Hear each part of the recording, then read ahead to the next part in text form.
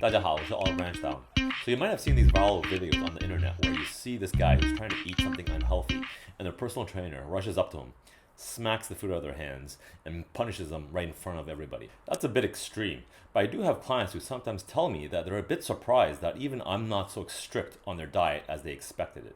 Even if your PT isn't around, you still may feel some guilt or shame, as most of that is coming from our own minds. Food anxiety is real and it affects us all in some way.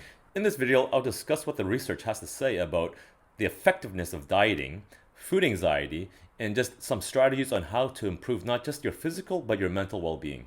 There's a growing body of studies that show that dieting actually doesn't really work for a lot of people, especially for the long term.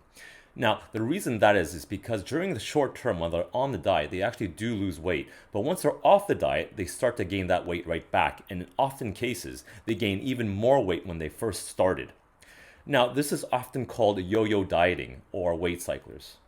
This can have negative consequences, like, for one, increased mortality. So studies have shown that you have chances of getting more cardiovascular disease, stroke, or cancer, and even diabetes. Two, you might also get binging and purging habits, meaning you might have higher swings between eating something very, very healthy and then becoming very, very gluttonous and indulging too much. And number three, reduced self-confidence. So every time you fail at a diet, then that failure actually carries and stays with you until the next time you try again, you'll have even lower confidence and self-esteem. So this all can come as a surprise to you, but that doesn't mean that we can't change for the better. First thing you can start to consider doing is to change your mindset about your body, and that is to love your body. Your body is actually a remarkable piece of biological machinery, and so by loving it, you will naturally want to take care of it more. Something else that you can try is something that's been called intuitive eating, which was a concept that was created around 1995. Intuitive eating actually acts oppositely to traditional diets. So there are three main principles in intuitive eating.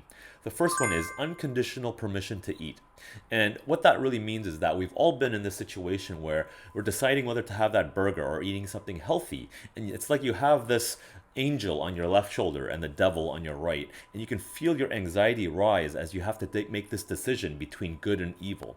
Well, this principle actually tells you to not think of it as good and bad, black and white. Instead, think about the nutritional value of the food that you're eating and whether that's serving your goals or whether that is something you really want to indulge in because that's just what you feel like at this point in time. Principle number two is that you should try to focus more on the functional value of what you're eating as opposed to the emotional side of it. And so you're trying to eat for health and for energy rather than something to make you feel good all the time. You can also refer back to our earlier video that we did on dopamine and snacking. The third main principle is to trust your hunger and satiety cues.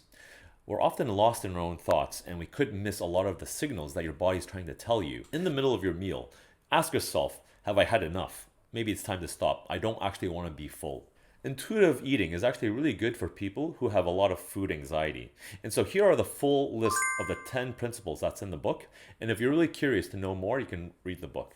Now, intuitive eating is also not very good for certain groups of people. The first one being if you already have a disease like diabetes, then this is probably not right for you. Or if you have an eating disorder like bulimia or anorexia. And lastly, if you actually need urgent nutritional intervention, perhaps you're heading very, very close to being diabetic. This is probably not the best solution for you at this point. Intuitive eating actually works really well around other people who accepts your body for what it is, because that in turn allows you to accept your body for what it is, and that is actually the best way to start to listen to it. And this is why I would really like to see a positive environment that's even in our own videos in the comment section below. Just by being nicer and kinder to each other, we can have a virtual community that actually is accepting and supporting of one another as we're all trying to live a healthier and more meaningful life. We do and will continue to share knowledge on nutritional advice, as I do believe it's extremely important for us to continuously learn and improve our nutritional knowledge and human physiology. If, however, you still want to make a stronger impact to your health and fitness goals, then I still recommend that you adopt a stricter eating routine, as it is still very effective. Just be sure to avoid the yo-yo effect. If you think you do suffer from a bit of food anxiety, then focus on loving your body. Be kind to yourself as you navigate yourself through all the food choices that society has to provide. Let the respect for your body be your guiding light. That's it, guys. I hope you found that useful. As always, please leave any questions or comments below, and I'll see you next time.